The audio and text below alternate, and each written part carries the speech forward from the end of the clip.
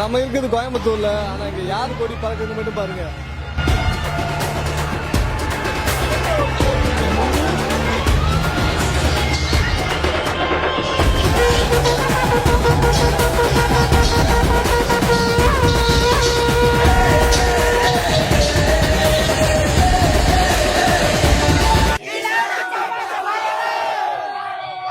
உங்களுக்கு இந்த மாதிரி செலிபிரிட்டிஸ் கூட கிரிக்கெட் விளையாடணும்னு ஆசை இருக்கா?